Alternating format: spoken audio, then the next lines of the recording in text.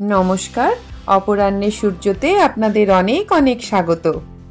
আজকের দিনটা খুব শুভ, তার কারণ আজ এমন একজনের জন্মদিন যিনি আমার পড়ন্তবেলার নতুন জীবনের অধ্যায়ের এক বিশেষ পথপ্রদর্শক বলতে পারেন। আমার গানের শিক্ষিকা, আমি মাসিমণি বলে ডাকি। বেশ কিছুদিন আগে আমার নাচের টিচারের জন্মদিনের ব্লগ আপনারা দেখেছেন। 50 বছরে পা দিয়েই এনাদের দুজনের হাতগুলো আমি শক্ত করে ধরে রেখেছি। কতটা কি করতে পারবো জানি না, তবে এই গান নাচ শিখে আমি আমার নিজের মন খুব খুশিতে ভরিয়ে রাখি। আজ বিকেলে মাসিমণির জন্মদিনের স্পেশাল মোমেন্টস আপনাদের সাথে শেয়ার করব। আর আমার এই আগের ব্লগটাতে দেখেছিলেন না, এক বন্ধু আসবে বলে আমি মোচার চপ বানিয়ে রেখেছি, তাই আজ সন্ধেবেলা ওই বন্ধু আসবে। আজ খুব মজা হতে চলেছে ব্লগটাতে, কিন্তু সঙ্গে থাকুন। আমার অপরাহ্নের সূর্য পরিবারের সকল সদস্য বন্ধুদের জানাই আমার আন্তরিক শুভকামনা। আপনারা সবাই ভালো আছেন তো? মাসিমণি আমাদের গান শেখাচ্ছে।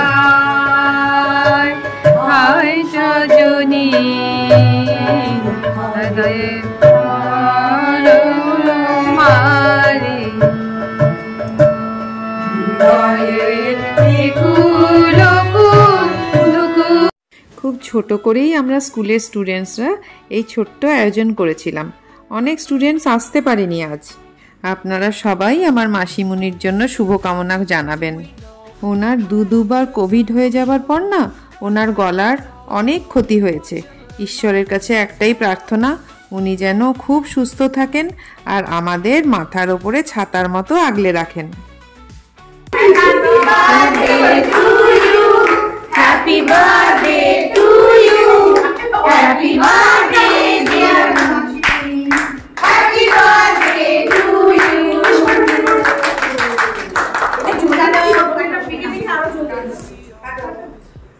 পন্ডিতটা কাটবো, পন্ডিতটা কাটবো বলো। সারা জেনে তোমার পছন্দ সেই না হবে কাটবো। Happy birthday to you. Happy birthday to you. Happy birthday dear Masi. Happy birthday to you. It's a really sad তুমি হচ্ছিস দাঁড়া এখানে।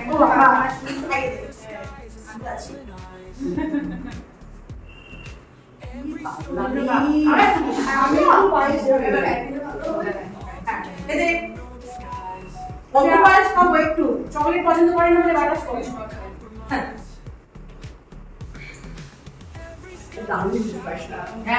পুরোটা খাও, আমার হাতে আমি পছন্দ ওটা পাই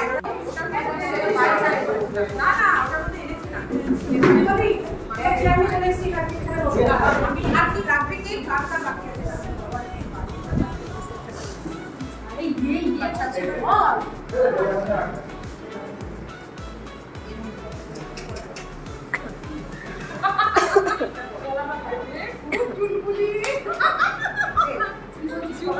জন্মদিনের খাওয়া দাওয়া শেষে বাড়ি ফিরলাম তাড়াতাড়ি, কারণ আমার ছোটবেলার বন্ধু সুলগ্না আসবে যে।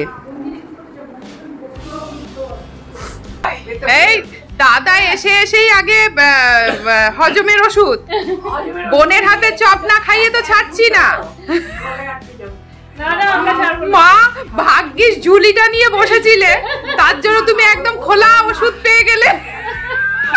আমি বলিনি ইচ্ছা করে যে দেখো দাদাকে একদম, দাদাকে বলছি চল গিয়ে চল যাই, তাহলে ভালো লাগবে।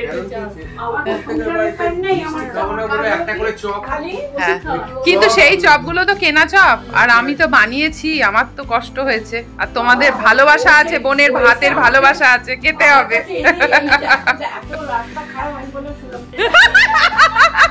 দুজনে আবার কালার কোড করেছিস, বেশ পিঙ্ক পিঙ্ক। আবার দেখ পর্দার রঙও পিঙ্ক, ভালোই মিলেছে না বল? আর আমার মায়ের সাজটা দেখ, পুরো কালো সাদা। তুই দেখেছিস গলার হারটা দেখেছিস?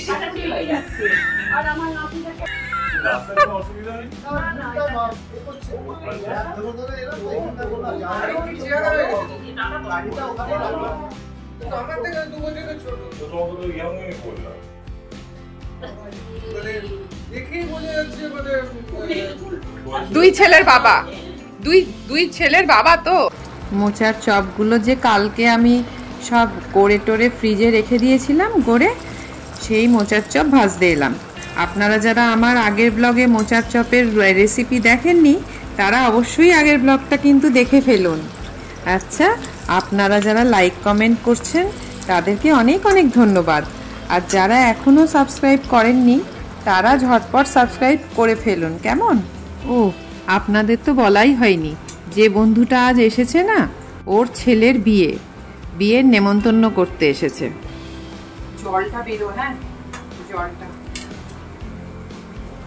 বুঝেছো, জলটা বেরো। আস্তে আস্তেই 9টা করে দিল, তারপরে আবার হজমের ওষুধ খাচ্ছে, জানি না খাবে কিনা। এসেই হজমের ওষুধ, এসেই মায়ের থেকে নিয়ে হজমের ওষুধ খেলো। মা বলছে আমাকে হজমের ওষুধ দিন। খুব অল্প করেই একটু জলখাবারের ব্যবস্থা করেছিলাম, ওরা অনেকগুলো বাড়ি ঘুরতে ঘুরতে এসেছিল তো।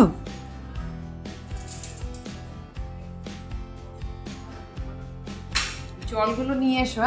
হ্যাঁ দিদিভাই যাচ্ছি।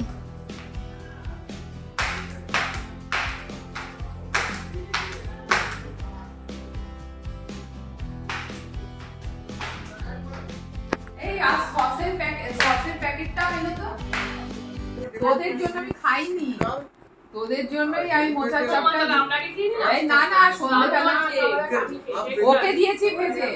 আর ভালো হয়েছে, আর না না মানে আমি বললাম আমার বন্ধুরা একসাথে বসে খাবো।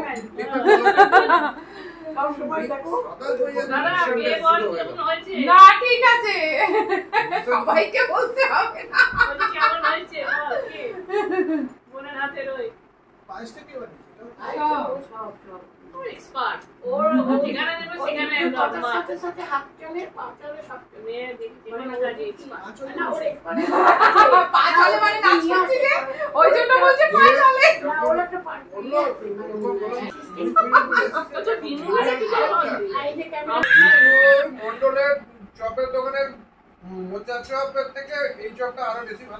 এই তোমার মনে আছে?